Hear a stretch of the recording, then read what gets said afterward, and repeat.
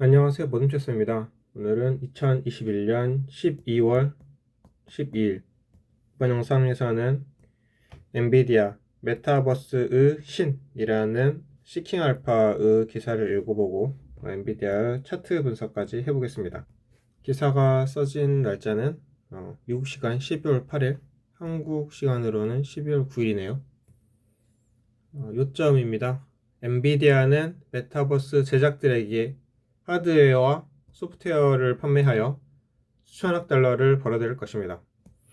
엔비디아는 GPU와 옴니버스 두 가지 모두 승리할 수 있는 위치에 있습니다. 소프트웨어 수익으로의 혼합은 엔비디아의 관련된 가치를 높일 것입니다. 본문입니다. 대부분의 사람들은 메타버스 하면 메타 플랫폼 이전 페이스북, 그리고 로블록스, 유니티, 에픽게임즈, 그리고 다른 인터넷과 인터랙티브 엔터테인먼트 회사를 떠올립니다. 그러나 메타버스 구축의 가장 중요한 회사는 엔비디아일 가능성이 높지만 엔비디아는 여전히 GPU 하드웨어 회사로 인식되고 있습니다. 회사의 방대한 포트폴리오를 지나치게 단순화할 그런 위험을 무릅쓰고 말씀을 드리자면 엔비디아는 두 가지 방법으로 메타버스를 가능하게 하는데 간접적으로 생각하면 GPU로 하고 직접적으로 생각을 하면 그들의 메타버스 플랫폼인 옴니버스를 들 수 있습니다. 엔비디아의 기회는 거의 무한정이죠. 현재 엔비디아의 시장 가치는 최소 3,600억 달러이며 그리고 조 단위까지 성장할 수 있는 잠재력을 가지고 있습니다. 그래픽 프로세싱 유닛 GPU 생동감 있는 몰입감을 제공하는 메타버스는 생동감 있는 그래픽과 물리적인 것과 AI 에이전트가 필요하며 엔비디아의 GPU는 이 세 가지 것을 모두 시뮬레이션 하는데 결정적인 역할을 합니다. 메타 플랫폼의 CEO인 마크 주커버그는 2021년 7월 더 버지와의 인터뷰에서 다음과 같이 말했습니다. 메타버스를 단순히 컨텐츠를 보는 대신 그 안에 있는 구체화된 인터넷이라고 생각할 수 있습니다. 그리고 마치 다른 곳에 있는 것처럼 다른 사람들과 함께 있는 것처럼 느끼며 2D 앱이나 웹페이지에서는 할 수 없는 다양한 경험을 하게 됩니다. 다시 말해서 메타버스는 오래된 인터넷 2D 앱과 웹페이지보다 그래픽적으로 훨씬 더 강렬할 것입니다. 생각해보면 메타버스는 기본적으로 대규모 다중 사용자 온라인 롤플레잉 게임 MMORPG로 생각할 수 있으며 여기서 게임의 정의가 삶의 게임으로 확장을 합니다. 어떤 게이머에게나 물어보면 엔비디아가 고급 게임 GPU를 거의 독점하고 있다고 말할 것입니다. 이 회사의 지배력은 게임 및 메타버스의 디지털 환경에서 비스물리적 동작을 시뮬레이션할 수 있는 실시간 레이 트레이싱 기술과 같은 시장 선도 기술 덕분입니다.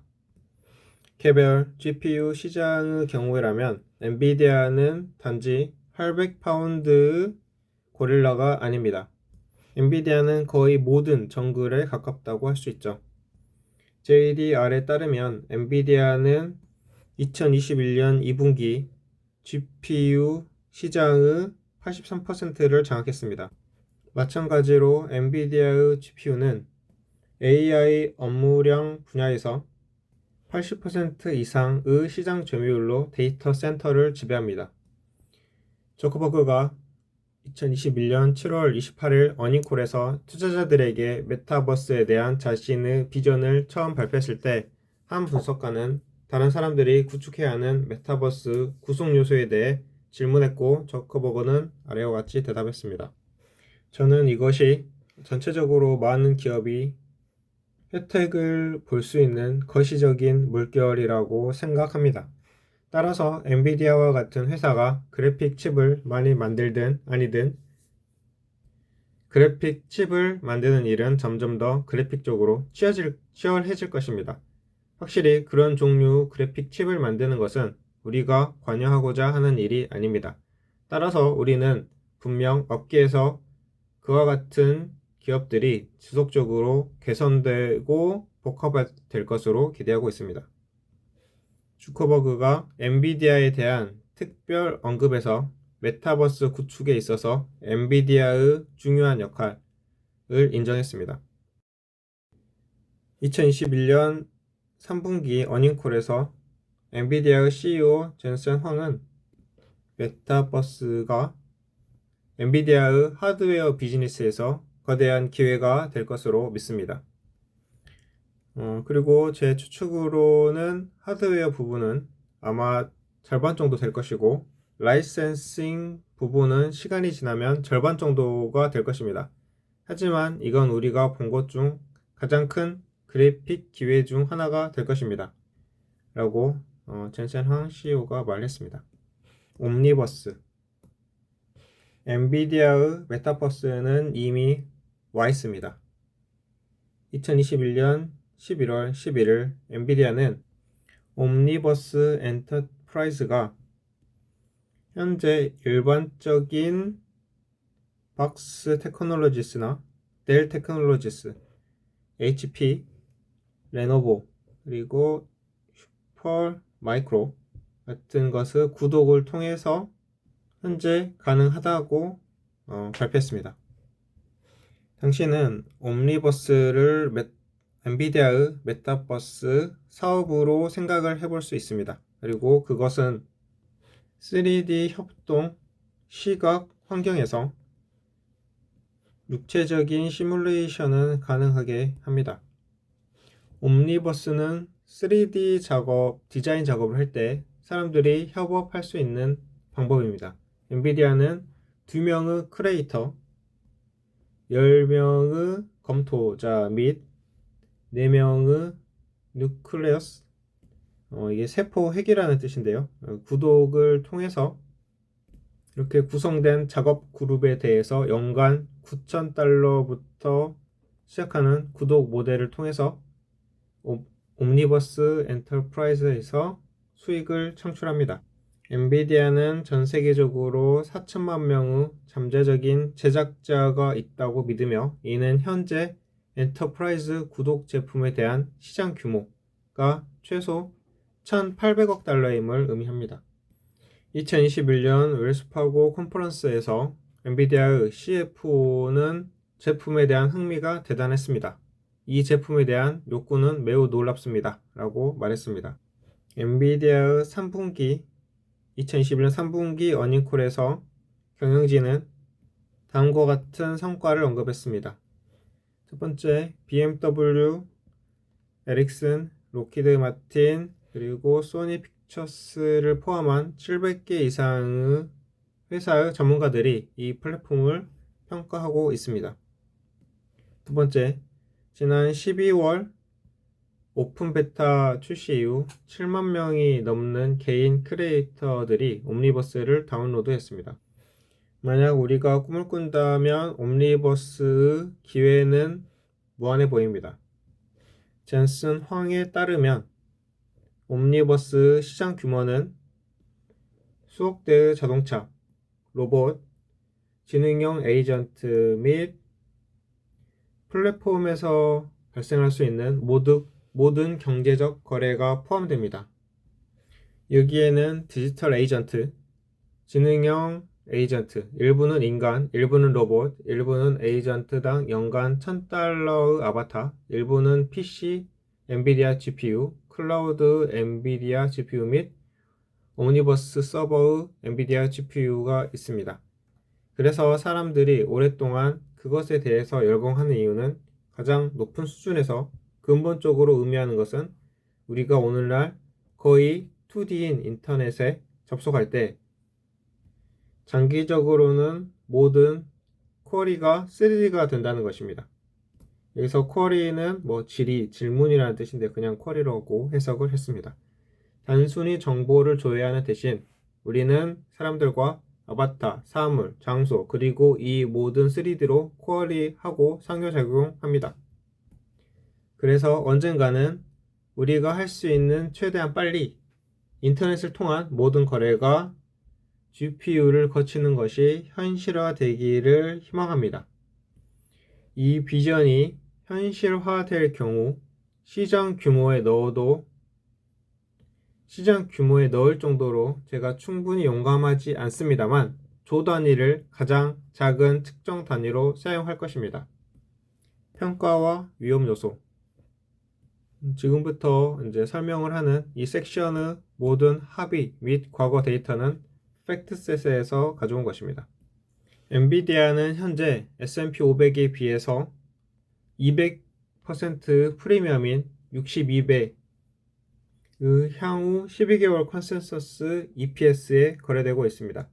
많은 사람들은 엔비디아가 140%에 달하는 작년부터 오늘까지의 랠리와 명백하게 높은 배수를 고려할 때 비싸다라는 결론을 내릴 것입니다.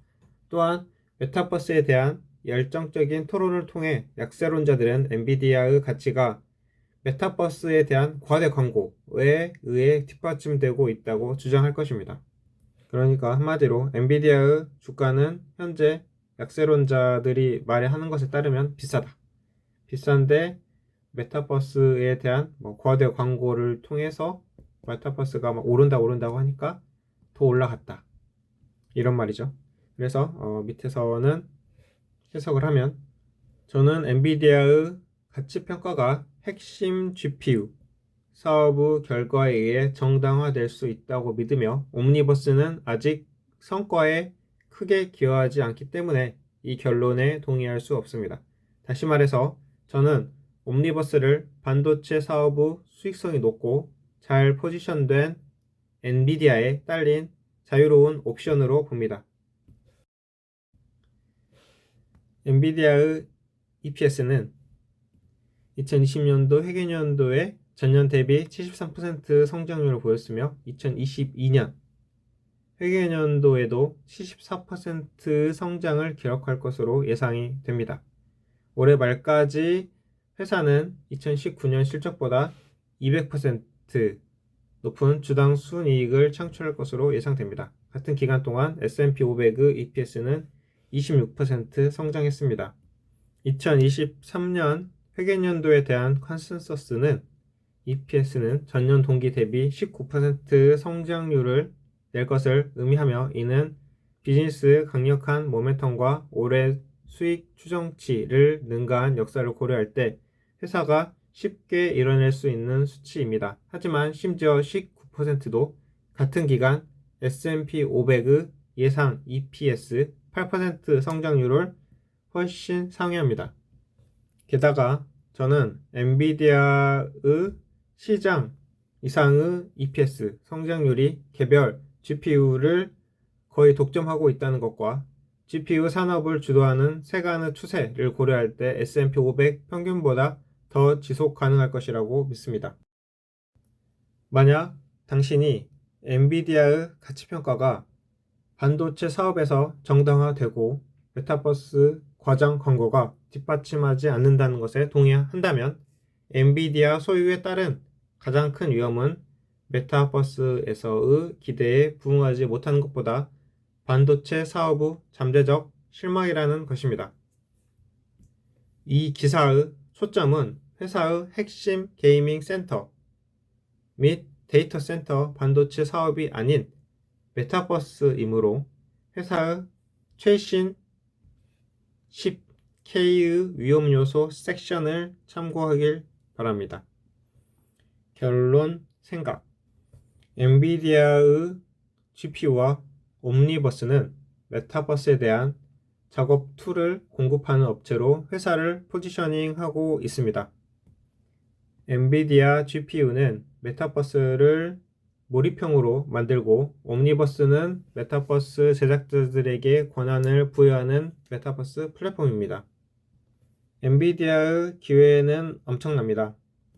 현재 시장 규모는 옴니버스 엔터프라이즈가 최소 1,800억 달러이며 메타 플랫폼과 같은 기업이 메타버스 구축에 대한 관심을 유도함에 따라 빠르게 성장할 것입니다. 시장 규모를 종합해보면 1,800억 달러는 2021년 예상 매출 후 거의 7배에 달하는 금액입니다. 또한 이건 소프트웨어 구독이기 때문에 옴니버스 엔터프라이즈 수익은 기존 수익보다 더 높은 배수를 제공할 것입니다. 엔비디아의 주식이 향후 12개월 기업 가치 대비 매출액의 25배에 달하는 높은 가격에 거래되고 있지만 유니티 소프트웨어의 30배수에 비하면 여전히 할인된 가격입니다. 또 다른 논쟁을 위해 이러한 배수 지속 가능성을 제쳐두고 엔비디아의 소프트웨어로의 수익 믹스 전환은 시간이 지남에 따라 상대적 배수를 끌어올려 다른 회사보다 더 나은 성과를 낼 수 있도록 할 수 있습니다. 엔비디아의 CEO 젠슨 황의 추정치가 맞다면 1,800달러의 라이센스 수익이 현재 회사에서 오직 매출이 발생하는 시장인 하드웨어 시장에서 추가적인 1,800달러 수익으로 보완될 것입니다. 반면 우리는 메타버스 라이프 사이클에서 매우 초기에 있기 때문에 많은 위험과 불확실성이 존재합니다. 그렇지만 엔비디아는 게임 및 데이터 센터 산업에서 막대한 현금 흐름을 창출하고 있으며 이는 메타버스 산업의 지원과 차질에도 영향을 미치지 않을 것입니다. 월스트리트는 엔비디아가 2023년 회계연도에 121억 달러의 잉여 현금 흐름을 창출할 것으로 예상하고 있으며 그중 어느 것도 옴니버스 엔터프라이즈의 성공에 의존하지 않습니다.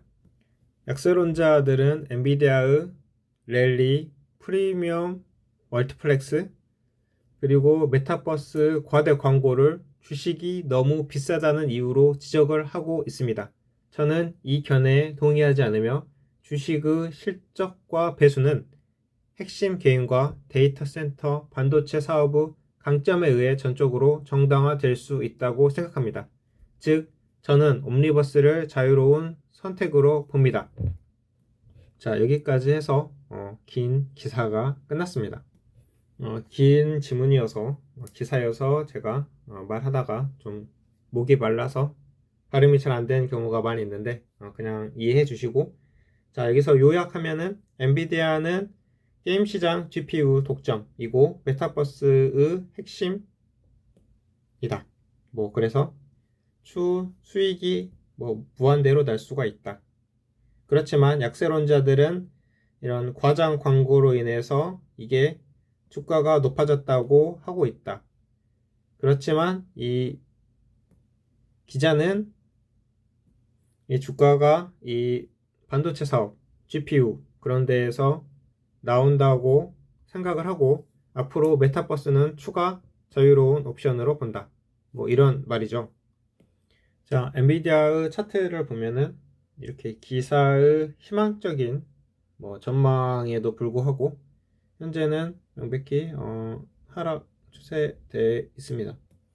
여기 MACD나 MACD 오실레이터 그 다음에 스토캐스틱에서도 이렇게 봐서 하락의 순간을 적을 수 있고요. 현재는 흑산병이 나왔습니다. 그렇다면 추가 하락이 예상된다고 볼 수 있는데, 그렇지만 일목균형표에서 보면은 이렇게 양운 그리고 기준선이 위로 올라오고 있으니까 강세 국면으로 판단을 해볼 수 있습니다. 그러니까 일목균형표상으로는 아직 매도의 시기는 아니라고 지금 나타내는 거죠.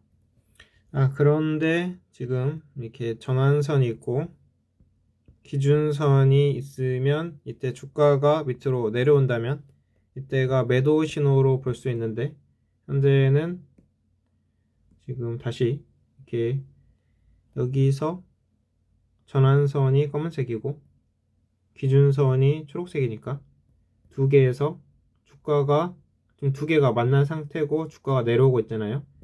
그러면 여기서는 매도 신호로도 볼 수가 있네요.